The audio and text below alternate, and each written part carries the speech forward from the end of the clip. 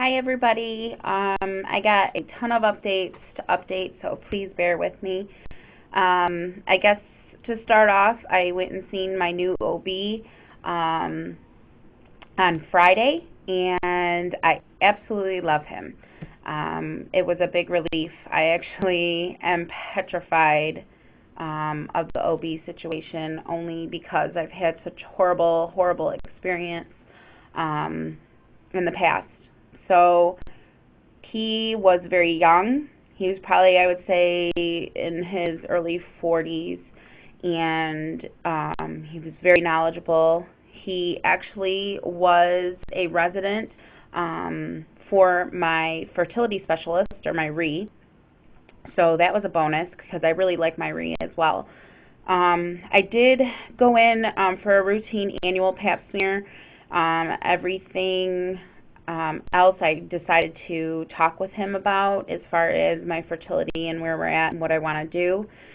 And he was very accepting of everything I've done thus far, and also the fertility blend. So I was really excited about that because I actually thought he would be against the fertility blend, because most doctors tend to be against herbs when it comes to trying to conceive, or pretty much anything that I've ever tried an herb for. My doctors have always kind of shunned away, probably because they're not really FDA approved, and regular, I guess, doctors don't support the herbs. So that was awesome that he had accepted that and thought that it was amazing that I have ovulated 2 cycles with the fertility blend. At this point, I told him what I was looking to do. I didn't know what I wanted to do. He said, "Jen, look, you've tried so much." He's like, "You've been through so much, and we should really try and get the ball rolling." He goes, "If you have no patience," he goes, "I would recommend just going right to IVF." And my heart sunk. I told him, at this point, we do not have the funds for IVF, and I know that I ovulate on everything. I've ovulated on Clomid, I've ovulated on Femera, and I've ovulated on this fertility blend. So I'm ovulating. That is a huge plus. So he said that on my paperwork for my HSG, which was it was just the one with the saline. I didn't do the one with the dye. It showed 2 lesions on my uterus. When I went to my RE for those results, he had told me about the 2 lesions, but he also told me he did not fear that they were polyps because of the way the blood flow was running. He said that polyps will run in a circle, and my blood flow was running up and down, which to him indicated that it was probably left over from my last cycle, from my period. So he said, let's not worry about it and go ahead and start the fertility treatments, which was Femera with him. Well, my OB doesn't really like that result. He would have liked to have seen a redo on it, like a cycle or 2 later, to see if they were gone or if they are in fact polyps. So he recommended that I have it redone, which I am going on the 25th, which is next Wednesday, to do that. So I'm nervous about that, only because he said if they are polyps that he would recommend a D&C. And with my miscarriage, that was one of the decisions that I had made, was to not have a D&C. Only because I wasn't far enough where I had to. And I've read horror stories, which, damn Google, because I am a Googler and I read everything and want to believe everything. But I've read horror stories of scarring with D&Cs, or where they scrape your uterus too much, and it causes you further problems with infertility. And I am in so much fear that my infertility has struggled thus far why do anything that could potentially cause damage and worsen my chances? And I know that that doesn't happen to everybody, and I know that it's probably rare, the risk is low, but it scares the hell out of me. So I'm praying that I don't need a DNC. I'm praying that these aren't polyps and we see where we're going to go next. If they aren't polyps, he said we can go onto Clomid, which he said, being that I got pregnant so quickly in the Clomid last time, that would be his next step, would be to do some cycles of Clomid. And then if that doesn't work out, possibly adding some IUIs in there. So I was really happy with the results. Like I said, I'm nervous about the whole, like, if it's polyps, DNC, but otherwise, he made me so hopeful and so happy and so comfortable with him, which I never feel with doctors ever. So this was huge, and I can't tell you the weight that has come off my shoulders, because the stress that I hold in my neck and in my shoulders is ridiculous.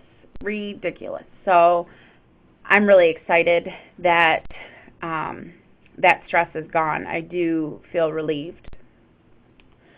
So Friday, when I came home from the doctors, I had 2 doctor's appointments on Friday. I had a regular physical with my regular doctor as well. I expected my fertility blend to show up, and I expected it to be sitting there waiting for me, and it wasn't. And I have no more pills left.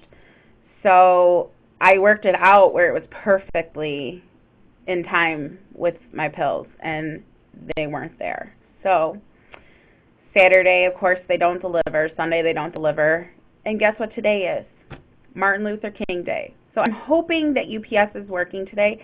I think they are. I think it's just a bank-type holiday or a union-type holiday. But as you can see, I'm here working. But I hope UPS is working today. I believe they are. I hope it comes today. I looked online, tried doing a tracking, and it said something about transportation accident. So I'm thinking that the truck driver got into an accident from some bad weather we had on Friday. But, so I'm praying Fertility Blend comes today, because I've been off of it for 2 days now, and I really do not want to be off it for a week. So that's my goal there. Friday night, I came home from the OB. When he was doing my pap smear, I was telling him about the blue veins on my breast, and how my breasts have been tender since ovulation. And during my pap smear, he said, "I'm sorry, my friend," he goes, "but there's blood around your cervix." So he goes, "You probably will be starting your period in the next few days." So I got home after seeing him, and lo and behold, I started spotting. But my spotting was actually, this is TMI, I guess, but my spotting was actually brown, and which means old blood. And I thought that was really peculiar, because I don't normally spot brown. So Saturday, I had woken up, and my temperature skyrocketed. It went to 98.50 something. And of course, like, the first thing I thought is, oh my God, I'm pregnant. I swore I was. And Saturday, all day, I had regular red ant flow blood. So I was just so confused. And it had clots, which I don't normally have. So again, you know, I don't think I've mentioned, I do have a great support system of girls that have PCOS, and I love these girls more than anything. They have helped me through good and bad, and it's just so nice to have people that completely, almost 100% understand you. But I had got on and I had typed to them what was going on. And the first thing, that was said was to test. And I didn't. I actually held out because I thought, you know what, if this is implantation bleeding, it's going to take 1 to 2 days probably for HCG to show up in my system, and especially into a urine test. So I didn't test. And I waited till this morning. And this morning I had taken my temperature, and my temperature plummeted drastically back to 97.2. So right there I knew it was going to be negative.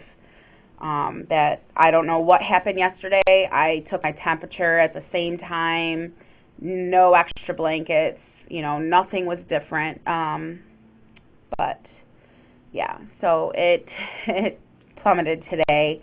I did take, of course, a pregnancy test with first morning urine, and it was negative.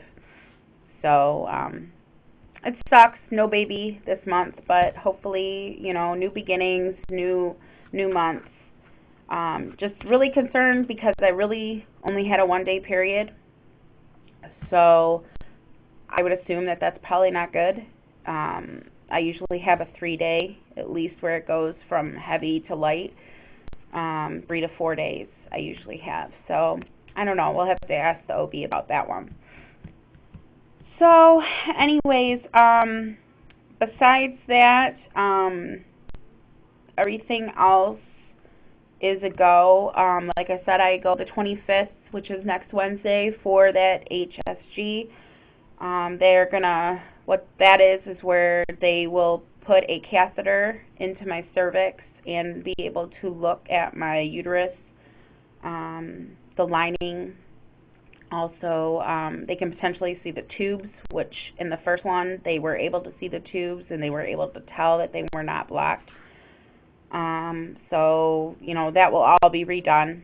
And then he said probably by March, if everything was good, even with the DNC, possibly by March, he would start me on the Clomid. He did say, for now, keep on the fertility blend. He said the fertility blend is obviously working, so he's like, maybe you'll get pregnant and we don't even have to go through any of this. So I'm going to continue that, of course. And so I think that's about it. Just wanted to tell you where I'm at now, which is in nowhere land. Today, I guess I would be CD4 if I count the spotting, and actually it would be CD3 because you're not supposed to count spotting. So I would say CD3, where I had red blood. And I'm optimistic and I'm hopeful that this will happen. I know it will. It better. If it don't, we're gonna be able to seek other options. But I think it can definitely happen. So I just hope to be able to sustain a pregnancy this next time. Miscarriage is very difficult, and it's not something anybody wants to go through. If I had to go through it again, I think about that on a daily basis. I think that I am strong enough and I'm capable of having to deal with that, but I pray that I do not have to.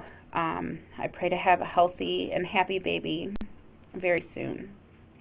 So that's about it. I hope you all have a wonderful day, and if you have any questions, leave it at the bottom and I'll be sure to answer. If you have any comments as well, I'm ready to hear them, good or bad. And let me know how you think I'm doing. This is, again, probably my 4th video, and still a little nervous, but getting a little comfortable doing it. So, okay? You guys all have a good day. Bye.